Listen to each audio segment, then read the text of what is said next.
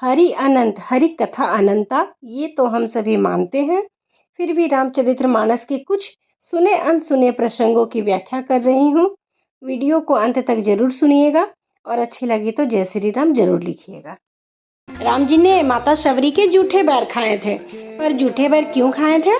दोस्तों, माता शबरी का जन्म भील समाज में हुआ था। उनके पिता भील समाज के मुखिया थे। जब शबरी का विवाह तय हुआ था तो विवाह के 2-4 दिन पहले माता शबरी ने देखा उनके घर के आगे बहुत सारे भेड़ बकरियां बंधी है।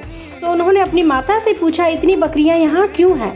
तो उनकी माता ने कहा, तुम्हारे विवाह के उपलक्ष्य में सभी को दावत के रूप में इनका मांस बनाकर खिलाया जाएगा। ये बातें सुनकर माता शबरी का दिल दहल उठा। केवल एक मेरे विवाह की वजह से इन मासूमों की हत्या कर दी जाएगी? तब उन्होंने ये निश्चय किया कि मैं विवाह नहीं करूंगी और वह विवाह से पहले अपने घर से चली गई। जब उनके परिवार वाले ढूंढने गए तो उनसे छुपने के लिए एक बड़े से मृत जानवर, जिसका शरीर सड़ चुका था, बदबू इतनी ज्यादा आ रही थी कि कोई जानवर भी वहां भटक नहीं रहा था।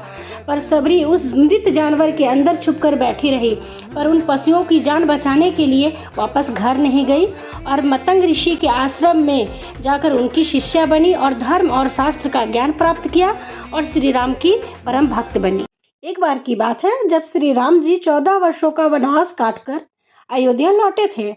जब राम जी का राज्याभिषेक हुआ तो इस पावन और खुशी के बेला में सभा में बैठे सारे मित्रों को, जिन्होंने माता सीता की खोज करने में और रावण से युद्ध करने में सहायता किए थे, सभी को राम जी कुछ न कुछ उपहार दे रहे थे। राम जी ने हनुमान जी को अपने गले से उतारकर एक मोतियों की माला उपहार में दिया। तब हनुमान जी माला को घुमा घुमा कर काफी देर तक देखते रहे। फिर वे एक एक मोती को तोड़ कर देखने लगे।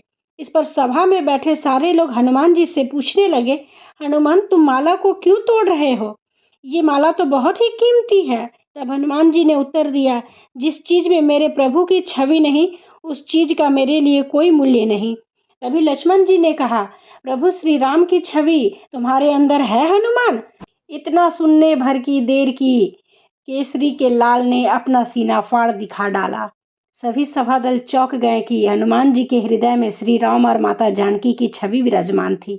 तभी राम जी ने प्रसन्न होकर कहा, हनुमान, तुम मेरे सबसे प्रिय भक्त हो और मेरे जन्मदिन के अवसर पर, राम अर्थात रामनवमी पर, मेरी पूजा से मैं प्रसन्न नहीं होऊंगा।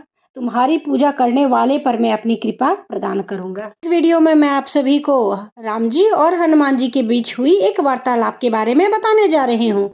लंका विजय के बाद एक बार राम जी अपने कक्ष में बैठे विचार कर रहे थे कि जब मेरा नाम पत्थर पर लिखने मात्र से पत्थर पानी में तैर रहा है तो मेरे हाथ से छोड़ा गया पत्थर का क्या हो सकता है। तभी एक छोटा सा पत्थर एक पानी के बर्तन में राम जी छोड़ देते हैं तो वह पत्थर डूब जाता है। तभी राम जी आश्चर्यचकित हो जाते हैं और इधर उधर देखने लगते हैं कि इस वाक्या को कोई देख तो नहीं रहा है। तभी उनकी नजर हनुमान जी पर पड़ती है तो राम जी हनुमान जी से पूछते हैं, तुमने कुछ देखा तो नहीं हनुमान? तभी हनुमान जी कहते हैं, मैंने तो सब देखा प्रभु, और यही समझा कि जिसे आप छोड़ दीजिएगा तो वह तो डूब ही जाएगा। इसलिए दोस्तों, हमें अपने आराध्य से रोज यही प्रार्थना करनी चाहिए कि दुनिया साथ छोड़े तो छोड़े, पर प्रभु आप मेरा साथ कभी मत छोड़िए। क्या आप सभी जानते हैं राजा जनक जी ने सीता जी के विवाह में बारातियों को जलपान में और भोजन में सबसे पहले क्या खिलाए थे और क्यों? हम सभी फैशन और मॉडर्न बनने के चक्कर में आज कई रीति रिवाजों को भूल चुके हैं। आज के समय में हम जो भी जलपान और भोजन की व्यवस्था करते हैं उन्हें बिना तोड़े बिना काटे हम खा नहीं सकते हैं।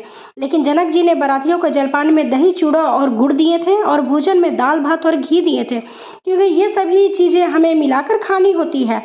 इसका ये तात्पर्य है कि जब एक लड़का और लड़की का विवाह होता है तो दोनों परिवारों को आपस में इस भोजन की तरह मिलकर रहना चाहिए।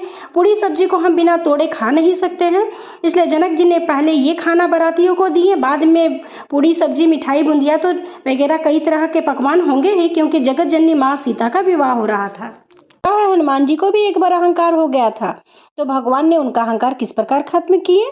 एक बार की बात है, जब लक्ष्मण जी को बाण लगा था और उनके प्राण बचाने के लिए हनुमान जी संजीवनी बूटी लेने द्रोणागिरी पर्वत पर गए, लेकिन जब वे संजीवनी बूटी पहचान नहीं पाए तो पर्वत ही उठाकर आ रहे थे।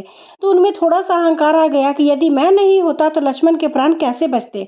तभी उड़ते उड़ते वे अयोध्या पार कर रहे थे, तो नीचे से भरत जी को लगा कि कोई दैत्य अयोध्या में आक्रमण के लिए आ रहा है, तो उन्होंने बाण चला दिए, जिससे हनुमान जी धरती पर आ गिरे और मूर्छित हो गए। जब उन्हें होश आया तब उन्हें एहसास हुआ कि अगर ये पर्वत उठाने की शक्ति मेरी होती तो मैं गिरा तो पर्वत भी नीचे गिरता, लेकिन हनुमान जी तो नीचे गिरे पर पर्वत हवा में ही थी। तो हनुमान जी को एहसास हुआ कि ये शक्ति मेरी नहीं है, ये प्रभु की शक्ति है, और उनका अहंकार खत्म हो गया। आपको पता है श्री राम मर्यादा पुरुषोत्तम क्यों कहलाए? क्योंकि राम जी जब मानव तन धारण किए तो अपना संपूर्ण जीवन एक मनुष्य जिस तरह व्यतीत करता है उसी तरह बिताए। एक बार की बात है, जब सीता हरण के बाद रावण से युद्ध के समय समुद्र पार करके लंका पहुंचना था, तो श्री राम जी एक तीर से ही समुद्र का जल सुखा सकते थे, क्योंकि वे श्री हरि विष्णु के अवतार हैं। पर उससे समुद्र में रहने वाले सभी जीव नष्ट हो जाते, और ये शक्ति एक मनुष्य के पास नहीं होती है। श्री राम ने एक मनुष्य की तरह ही बंदरों की सहायता से लंका पहुंचने के लिए समुद्र में पत्थरों से पुल बनाए और मानव तन की सीमा को बनाए रखे, जिससे वे मर्यादा पुरुषोत्तम श्री राम कहलाए। ऐसे कई उदाहरण श्री रामचरितमानस में विद्यमान हैं। मैंने बस एक छोटा सा प्रसंग संक्षेप में बताया है। अच्छी लगी हो तो कमेंट में जय श्री राम जरूर लिखें।